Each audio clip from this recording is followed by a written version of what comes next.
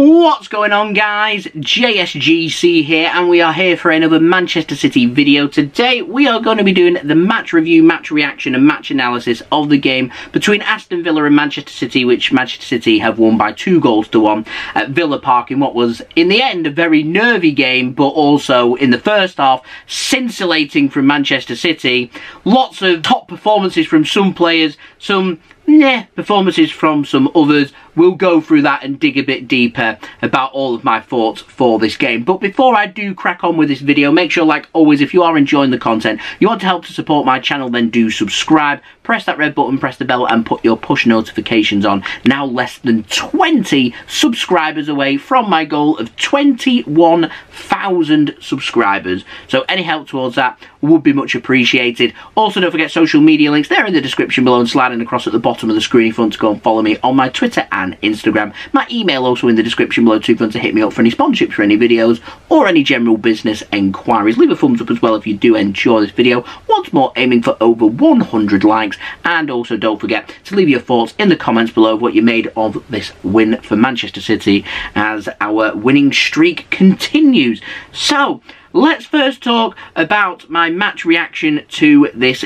game. We'll start off covering all of the big talking points, and while City had a couple of really good half-decent opportunities, like the first 5 minutes, City came out flying out the box, really aggressive. It was really good to see. Unlucky not to find a goal. Yeah, Aston Villa managed to ease their way back into the game from there. And then Manchester City just kind of dominated possession and do what Manchester City do. And then getting into some good positions, some blocks, some crosses, doing this, doing that. And then eventually finding the opening goal. It didn't come in the first 10 or 15 minutes like I was looking for. Instead, we managed to get that goal in the 27th minute, and it comes from a very unlikely source, Ruben Dias. Not only a Ruben Dias goal, but a Ruben Dias goal from open play. It wasn't a set piece, it wasn't a header, it was with a shot. Raheem Sterling on the byline, cutting it across. There was Ruben Dias in the right place at the right time to coolly slot home. There was a lot of bodies in front of Martinez, so he doesn't get down as probably as quick as what he does want to, because the shot isn't in the corner. There's just a lot of power using that ball that Sterling played across, getting himself an assist as well, so good for him. And a good finish there for Ruben Dias as well. Then Manchester City managed to find that all-important killer second goal.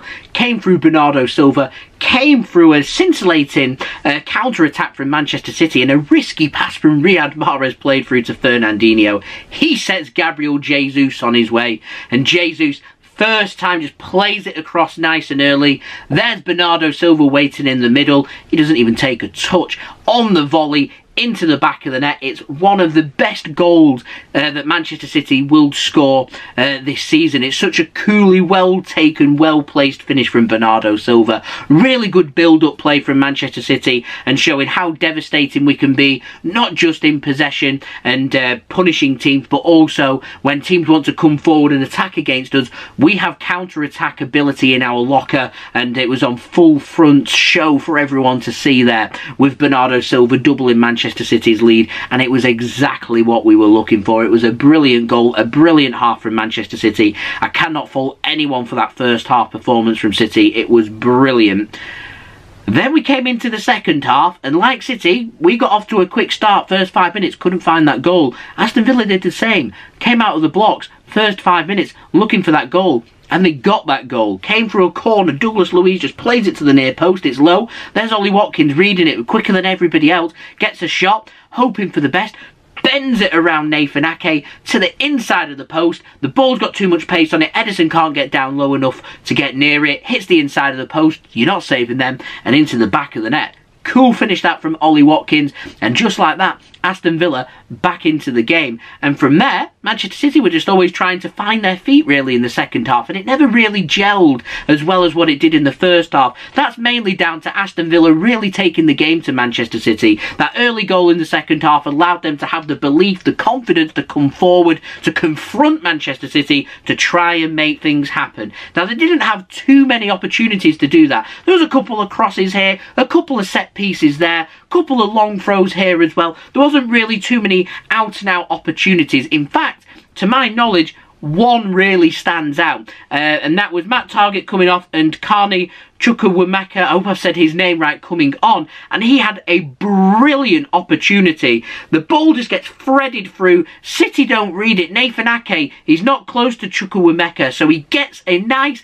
clean shot away. Ederson advances towards him, and because he does that, he manages to get a good arm onto the shot and manages to save it and put it wide. It was a brilliant opportunity for Aston Villa. That was their moment. It was, what, 15, 20 minutes to go in the game. That was their equalising moment there. And it was a really good save from Ederson, and actually in terms of a defensive performance from Manchester City, it was a pretty solid defensive performance because it was backs against the wall at some parts in the second half there. We were being barraged by Aston Villa, albeit it wasn't through clear-cut opportunities, but it was them putting City under pressure, trying to make things happen. I'm talking players like Douglas Luiz, Buendia, McGinn. They were everywhere to be seen. They were making everything happen to try and force Manchester City into a mistake and to give City's defence every bit of credit. That mistake never came. They held firm and we got an important 3 points. 3 points that seen Liverpool win away from home against Everton, seen Chelsea win away from home against Watford. So this was a really important game to make sure that we did win, and we did that. Lo and behold, good 3 points. It's as you were, and we go again at the weekend, another away match, this time going up against Watford. Now, in terms of individual performances, Ederson didn't have too much to do. Cancelo, I like him on the left-hand side. He's very effective there. Had an alright game, though, in my opinion. Was decent in the first half for City. Zinchenko, other than the mistake for the corner to be conceded in the build-up to the Aston Villa goal, where he was nudged, my original feeling of it during my watch-along was it was a free kick. He was shoved to the ground. I do think Zinchenko needs to be stronger in them positions. He isn't. They get a corner, a cheap corner, and they score off that corner. Lesson to be learnt there. But all in all, ball playing ability and everything, I thought Zinchenko was fine for Manchester City in this game. Ruben Dias got himself a goal. We'll take that. Nathan Ake looks sharp for City considering he hasn't played too many games this season. And again, encouraged me. I wouldn't sit here and panic if I saw Nathan Ake on the starting sheet against Watford, but that's just my thoughts. Fernandinho, alright in the first half, second half, it's a bit suspect there. It's difficult for Fernandinho because age is obviously against him, the pace is obviously against him, and so being able to adapt, and with how City play, they play at 1,000,000 miles per hour with the passing, and being able to keep up so difficult. I would be very surprised to see Fernandinho offered a new contract at City beyond the end of this season. He's been a wonderful servant for City, he's been a wonderful player, albeit could even be associated as being a club legend. He's been a brilliant player for City. I would be surprised to see him do another season for City, though, and that hurts. It hurts because Fernandinho is part of the furniture. He's a brilliant player. It just hurts just as much as what Kompany and Zabaleta and Yaya Toure, etc., all leaving City. It's sad to see, but again, I thought he was alright. Rodri, decent for City. Bernardo Silva, my man of the match. He's, every performance, without fail, it's always at least an 8 out of 10. He's such a brilliant player.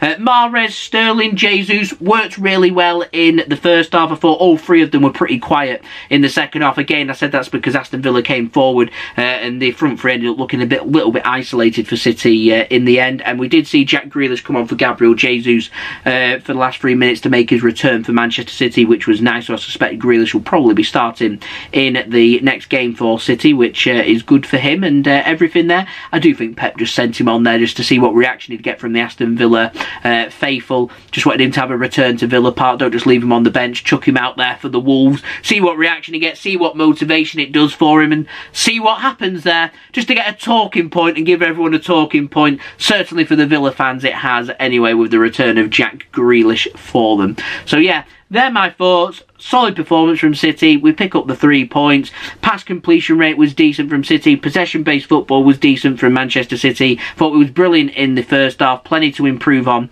in the second half, and plenty to look forward to going forward, including the weekend's game against Watford as well. Bring them on at Vicarage Road. So I'll see you guys all for the build-up for that game. Thank you everybody for watching. Do let me know your thoughts in the comments below and what you made of this very important 3 points for Manchester City. These 3 points could be crucial come the end of the season. Nothing to separate Chelsea, Liverpool and Manchester City right now. Arguably the three best teams, not only in England, but in Europe right now as well. And if the draw goes right in the Champions League, then I'd expect to see all three of them English teams in the semi-final at least. To me, the only other standout team is Bayern Munich, so this is what we're going up against. Premier League, it's what it's all about. Plenty for everybody to look forward to. Don't forget also to subscribe to my channel as well if you're new around here. Press that red button, press the bell and put your push notifications on. Like I said, aiming for 21k subscribers. We're less than 20 subscribers away from that goal, so any help towards that would be much appreciated. Also, do not forget as well to leave your thoughts in the comments below. Leave a thumbs up as well if you did enjoy this video. Social media links, they're in the description below and sliding across at the bottom of the screen if you want to go and follow me on my Twitter and Instagram. Email also in the description below too if you want to hit me up for any sponsorships for any videos or any general business enquiries, and I'll see you all again very soon for the next video. So I've been JSGC, thank you everyone for watching, I hope everyone is safe and well. Peace, ciao for now.